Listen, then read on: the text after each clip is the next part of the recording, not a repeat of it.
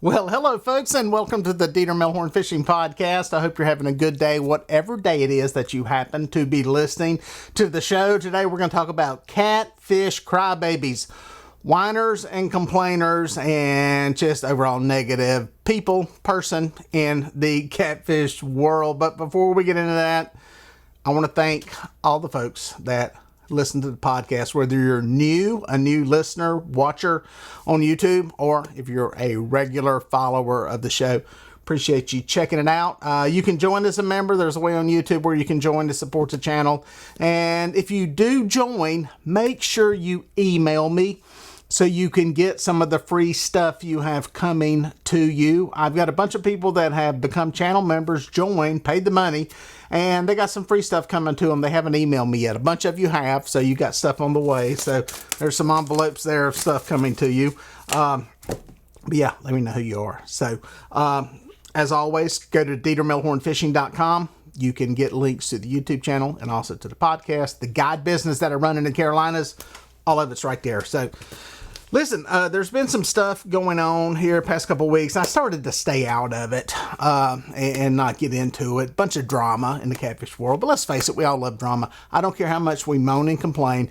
We love hearing drama. We at least like listening to it for a little bit. And that's what I was doing in this deal. There was somebody put up a TikTok video, and I'm going to stay out of names on this thing because I really, after digging into the story and found out how uncredible it was, uncredible, no credibility, I decided they really don't need any more publicity for perpetuating stuff that's not true. So we won't go into that. But this is somebody who was spreading stuff about the King Cat tournament series. And in total disclosure, let me say two things here. One, this hat was given to me by the King Cat people. I am not being paid to wear it. Matter of fact, they're not even aware of this video is being made. Probably wouldn't want me to make it if they knew it was being made. So this is done in my own power without any input or suggestion or editorial control by them. So I'll say that first.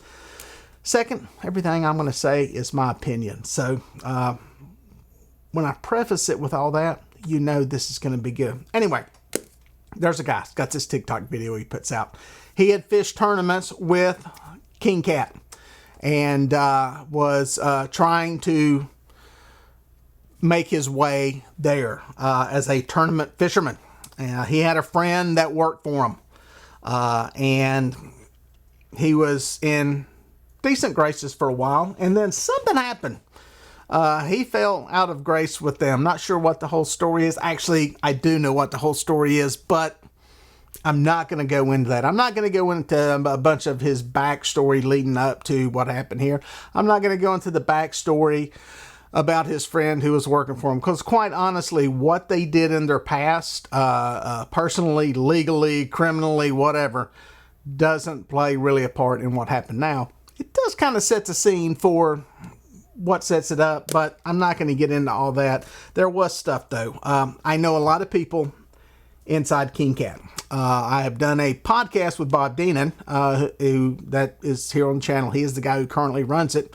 The interesting part was I got no information on this whole story from him. So everything I got was from people who were associated with it and on the inside. I have some personal friends that are there on the inside. So I kind of know what's going on in this whole story.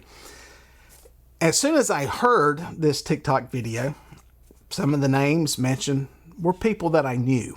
And I was like, oh, crap, these are people I know. You know, this is surprising. All these accusations made of cheating, corruption, scandals, hiding this, sneaking this. I was like, wow, this is crazy. Once I got to doing some digging and looking at the timeline on all this, I found out that what was in the TikTok video was about that much true. There was some truth in it. There were some words of truth in there. The problem came in that not all of it was connected to the true part of the story. Some of the other parts of the story were connected to something else that had nothing to do with where we're at over here. My whole point is the story lacked a lot of credibility. It also had a lot of hearsay in it, which quite honestly is no more than what I'm delivering you here because I was not personally there for any of it. Neither was this guy doing the TikTok videos. It's a lot of hearsay. It's a lot of assumptions. It's a lot of looking at this, seeing this, and thinking this happened without actually any knowledge of it. So, and I'm telling all this to get to a bigger picture aside from this. So I'm just teeing all this up. Again, I was not really going to talk too much about this. And I started digging into this guy's TikTok videos. And I find one where he's talking about chunky cats. Chunky cats. What can be wrong with chunky cats? Any of y'all that have been around YouTube for a while or watched TikTok, you've seen chunky cats. Chunky's out there catching fish at night with his glowing stuff. He's happy. He's jovial. He puts on a good freaking show for the catfish world. And he was attacking him. Of all people. It's kind of like attacking the Pope. It's chunky cats. I was starting to see a pattern in this video and this person. Next, there was an attack made on a pair of brothers, on two brothers that are really, really good tournament fishermen.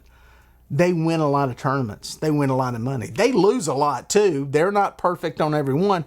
They're really good guys. I've met them a couple times, talked to them briefly. I don't even know if they knew who I am. I actually talked to them when I was taping the recent podcast down at Santee Cooper. Good guys, humble guys. You'd never know they're as good as they are. They were attacked. They were attacked as cheating, doing stuff illegal, should have been disqualified. That failing lie detector test. There was all kinds of accusations made that were based on partial truths, hearsay, and assumptions. And again, I start to see this pattern. Then I see an accusation made against somebody I personally know that's been in this very room, that actually provides the hot air and cold air that flows through this room. I know him personally. Okay, spent a lot of time with him. Accusation made about him. And did some digging into that. Found out there was not any truth in that story either.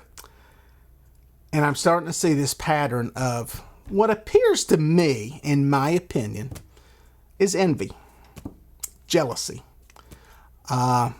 wanting to have what somebody else has. And I think we've all done that at some point in our life.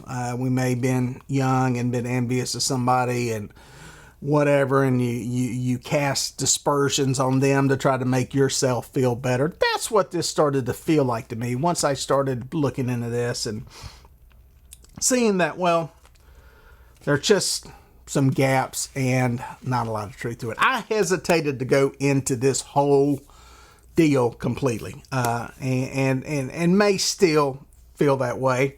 But by granny, my name was mentioned in a follow-up TikTok video that this person did, and at that point, it's kind of like, well, all bets are off. It's dealing with me personally at that point. And I had engaged, in all honesty, there was a chat on Facebook, and I engaged him there and got a lot of answers. I don't think he realized I knew what I knew about this story, and I don't think he realized that I was as interconnected to the people inside this story as I was, and he revealed some stuff that really reinforced what I believe and what I basically surmised to have happened from all of this. And I say all this to say, yes, it's drama. Yeah, it gets good views and it's interesting. We like to see, we like drama because there's a story. It's an old traditional story. There's a conflict and we want to see how it's resolved, how it comes to an end. People say they don't like drama, but watch Jerry Springer. He died a gazillionaire because of it. To a certain extent, I've been a part of it myself. I have created drama. And for a reason, though, for an outcome, for a positive outcome. And that's what I'm getting at in this whole podcast and video, is that I have no problem with rattling the cage of somebody, bringing up problems, bringing up shortcomings, bringing up issues, if you've got a solution to it. And you can take what can be a negative, a bad thing, and come up with a positive solution, a positive ending to it. I did it with Sea Arc. I rode Sea Arc's butt for a while. Their boat building. I said they have the ability to build a better boat than they build, a safer boat, a big water boat, a boat that won't become swamped in high winds and high waves. Because so many anglers use them in catfish tournaments, we need a better boat. Granted, it pissed off a lot of people that own a Sea Arc. People thought I hated Sea Arc. The cold, hard truth was I love Sea Arc as a boat. Almost bought one instead of the skiff. It was down to the skiff or the Sea Arc when I bought the Carolina skiff that I have now. The issue I had then is what I had up until recently. The boats were not as safe. Great boats, got everything you need in them. You can run them across rocks and they'll take a beating. They were not safe. Didn't like them in big water. I say all that to say they're changing things. They're making things better. Whether they heard me or they heard somebody complaining about me, they've heard it. They've started making changes. Same thing with the ACA, American Catfishing Association. As soon as they launched the program, I ripped into them. It was in a nice way, but there was a lot of solutions, a lot of stuff, and I told them right up front, and they took a right turn and changed directions. In the beginning, it was nothing but tournaments. And I told them your organization is going to fail unless you make conservation something on the forefront. They have at least addressed that on the surface. Hopefully they continue to do more, but people listen to that when you give them a solution on how to make things better. Catfish tournaments, the ones on Wheeler where boats became swamped and almost sank.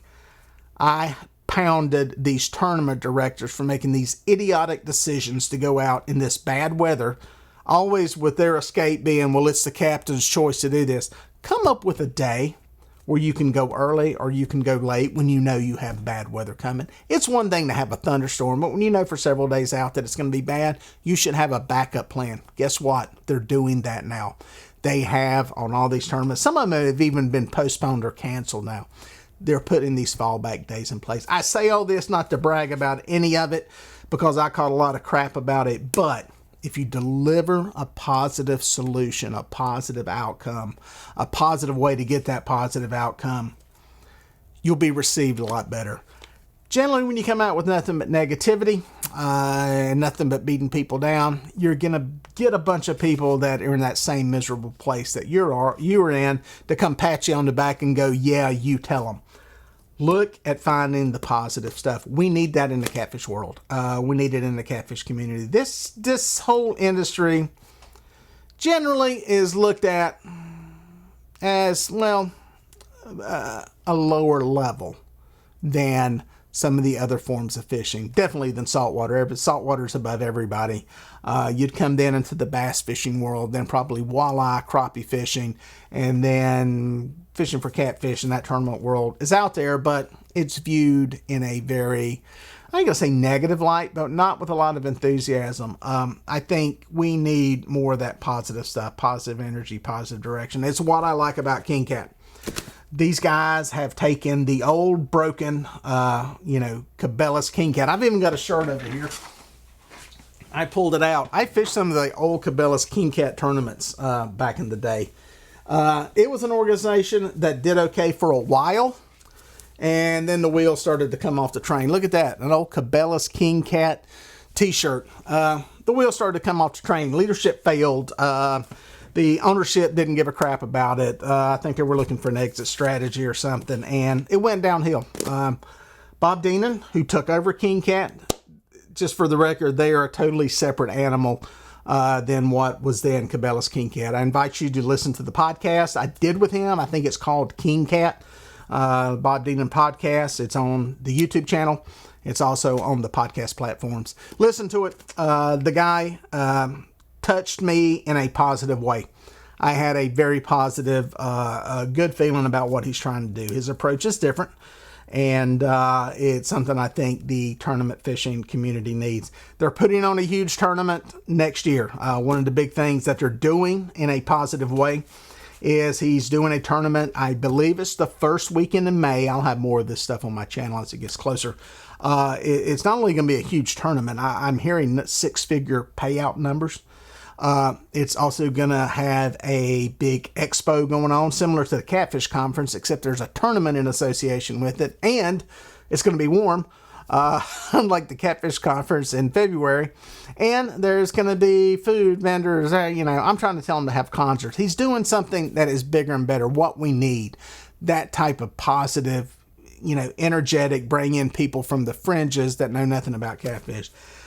The guy's taking a chance is the bottom line to try to take stuff to the next level. So, hey, listen, he's not perfect. Let me go and say that. They're not going to put he's not a saint. He's not going to get one of those little statues in the Vatican or anything. He has faults like any human being, but he's taking chances. And I think for people, sometimes people on TikTok may be a little envious of that. They may wish they had a little bit of that in them so they could do something like that. And instead of getting that and reaching for that, a lot of times people will take shots at other people, the people who are doing it. And that's true of anything in life. We're notorious for doing that as humans, is that when, we, as I've said, we hate in others what we desire most in ourselves. When we see, this, fit, muscle-bound guy out there, that's got all the women, we're sitting there going,